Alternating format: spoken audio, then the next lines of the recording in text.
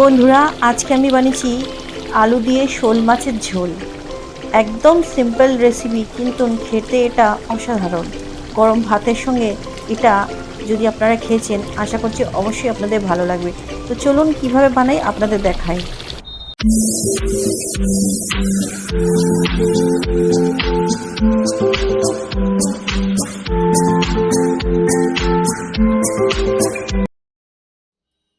নমস্কার বন্ধুরা, আমি হুষা চন্দ্র। কেমন আছেন আপনারা সবাই? আশা করছি ভালোই আছেন। তো চলে এসেছি আবার একটা নতুন রেসিপি নিয়ে। তো আজকে আমি বানাবো শোল মাছ আলু দিয়ে ঝোল। পাতলা করে বানাবো। রেসিপিটা সিম্পল, কিন্তু খেতে এটা অসাধারণ সুস্বাদু একদম। আপনারা যদি এইভাবে বানিয়েছেন, আমি যেইভাবে দেখাবো, আশা করছি অবশ্যই আপনাদের ভালো লাগবে। তো এখানে শোল মাছের ঝোল বানানোর জন্য এখানে আমি নিয়ে নিয়েছি 500 গ্রাম শোল মাছ। কেটে ধুয়ে ভালো করে পরিষ্কার করে নিয়েছি। এর মধ্যে আমি 1 চামচ নুন দিয়েছি, 1 চামচ হলুদ দিয়েছি, 1 চামচ লঙ্কা গুঁড়ো দিয়েছি। দিয়ে এটাকে মিক্স করে আমি আধা ঘন্টার জন্য সাইডে রেখে দেব। মাছটা নুন হলুদ মাখানো হয়ে গেছে, এবার সাইডে রেখে দেবো এটাকে।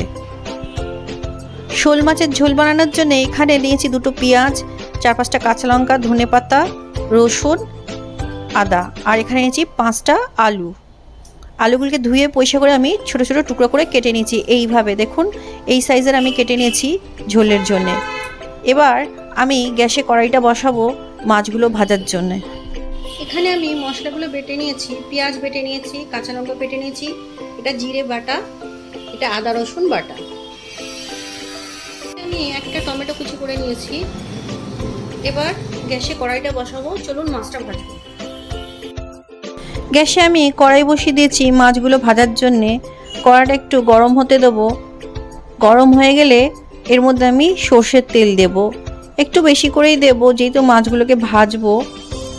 একটা খুন্তি দিয়ে আমি একটু তেলগুলোকে কড়ার মধ্যে ছড়িয়ে দেবো।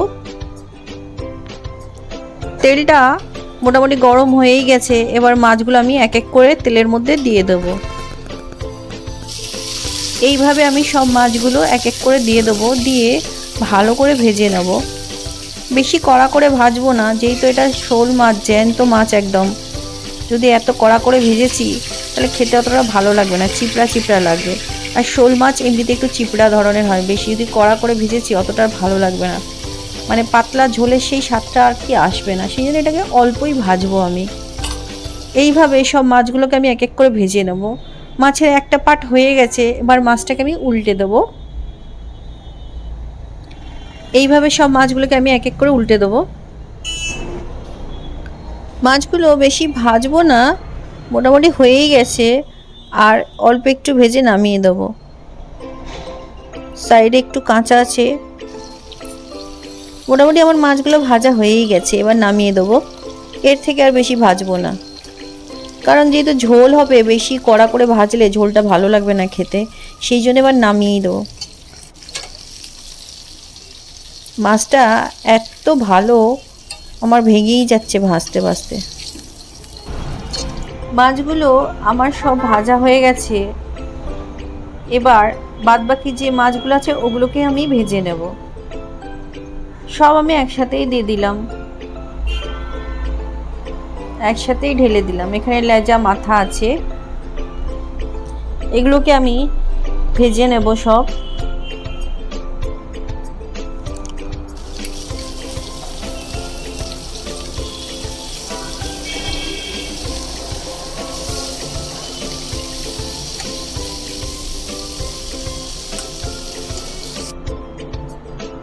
ভাজা হয়ে গেছে, এবার এগুলোকে আমি নামিয়ে নেব।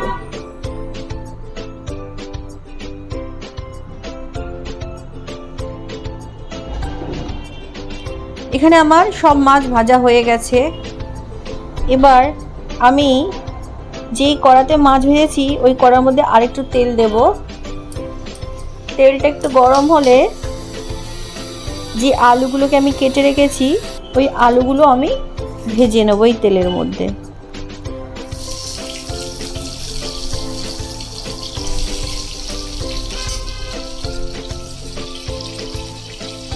আলুগুলোকে ভালো করে আমি লাল করে ভেজে নেব।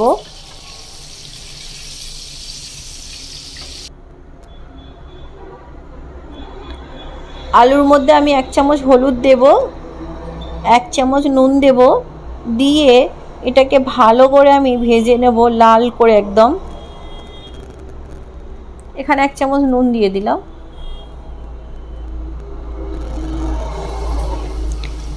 এবার এটাকে ভালো করে লাল করে ভেজে নেব আমি।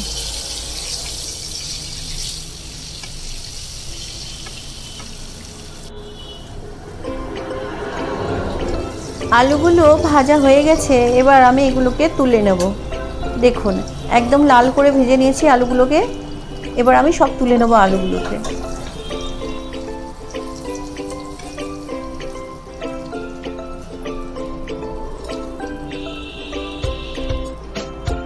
এখানে সব আলুগুলোকে তুলে নিলাম। এবার এই কড়ার মধ্যে আমি আরেকটু তেল দিয়েছি।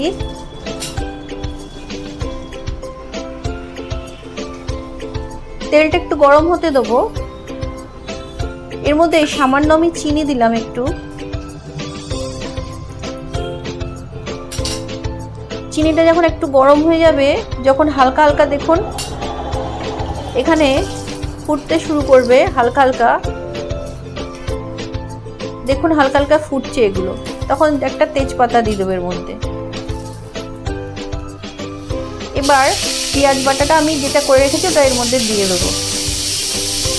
দিয়ে পেঁয়াজটাকে ভালো করে কষে নেবো।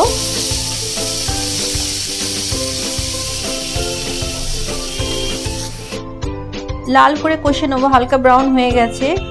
এবার এর মধ্যে আমি টমেটো যেটা কুচিয়ে রেখেছি ওটা দিয়ে দেবো। এর মধ্যে ছোট ছোট 2টো টমেটো আছে আর কি, এর মধ্যে দিয়ে দিলাম। দিয়ে এটাকে ভালো করে কষে নেবো মশলাটাকে।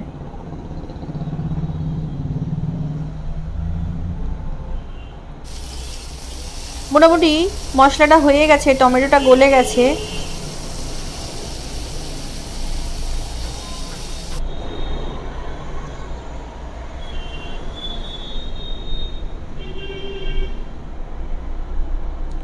এখানে আদা রসুন বেটে রেখেছিলাম, ওটা আমি দিয়ে দিলাম।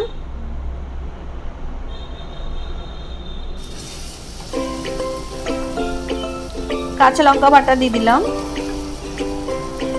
জিরে বাটা দিয়ে দিলাম। দিয়ে মশলাটাকে ভালো করে কষে নেবো আমি।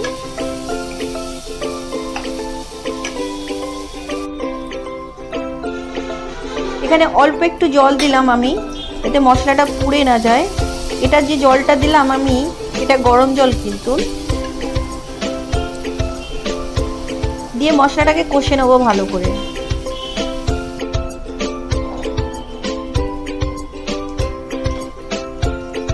সামান্য পরিমাণে নুন দেব স্বাদ অনুযায়ী।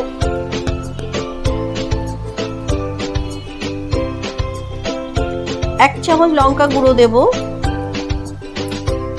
1 চামচ হলুদ গুঁড়ো দেব। দিয়ে মশলাটাকে ভালো করে কষে নেব।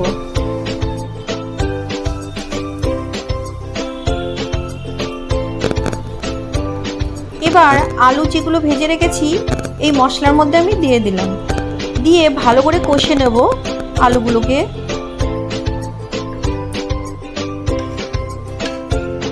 এবার আলু যেগুলো ভেজে রেখেছি এই মশলার মধ্যে আমি দিয়ে দিলাম। দিয়ে ভালো করে কষে নেব আলুগুলোকে। মোটামুটি আমার আলুটা কষা হয়েই গেছে। এবার এর মধ্যে আমি গরম জল করে রেখেছি, ওই গরম জলটা দিচ্ছি আলুর মধ্যে।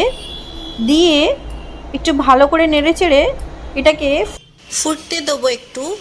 একটু ফুটে গেলে পারে তখন এর মধ্যে আমি একটা থালা চাপা দিয়ে ঢাকা দিয়ে দেবো।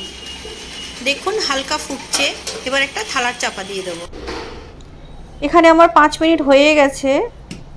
তরকারিটা একটু নেড়ে দেখব। আলুটা একটু চেপে দেখছি, হ্যাঁ আলুটা সিদ্ধ হয়ে গেছে, মানে তরকারিটা হয়ে গেছে। এবার মাছের ঝোলটা রেডি। এবার যে মাছগুলোকে আমি ভেজে রেখেছি ওগুলো এই ঝোলের মধ্যে আমি দিয়ে দেবো। এইভাবে আমি সব মাছগুলোকে এক এক করে দিয়ে দেবো ঝোলের মধ্যে।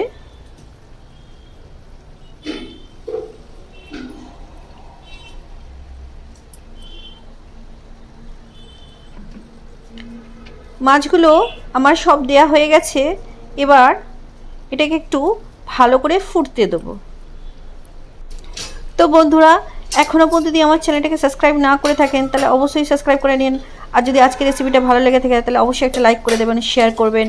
আর আপনাদের মতামত আমার সঙ্গে শেয়ার করবেন যে আমার রান্নাগুলো আপনাদের কেমন লাগবে। তাহলে আমার খুবই ভালো লাগবে যদি আপনাদের মতামত আমার সঙ্গে শেয়ার করেন। তো ফাইনালি এখানে আমার ঝোলটা পুরো রেডি। এবার আমি ওপর থেকে ধনেপাতা ছড়িয়ে দিলাম। পাতলা ঝোল, বেশি ঝোলও নয়, মিডিয়াম ঝোল আর কি। এটা গরম ভাতের সঙ্গে খেতে খুবই ভালো লাগবে। তো বন্ধুরা, আমার ঝোলটা রেডি হয়ে গেছে। এবার গ্যাসটা আমি বন্ধ করে দেবো। এটা ভাতের সঙ্গে খাওয়ার জন্য একদম রেডি। তো বন্ধুরা, আজকের রেসিপিটা যদি ভালো লেগে থাকে তাহলে অবশ্যই একটা লাইক করে দেবেন আর আমার চ্যানেলটাকে সাবস্ক্রাইব করতে ভুলবেন না।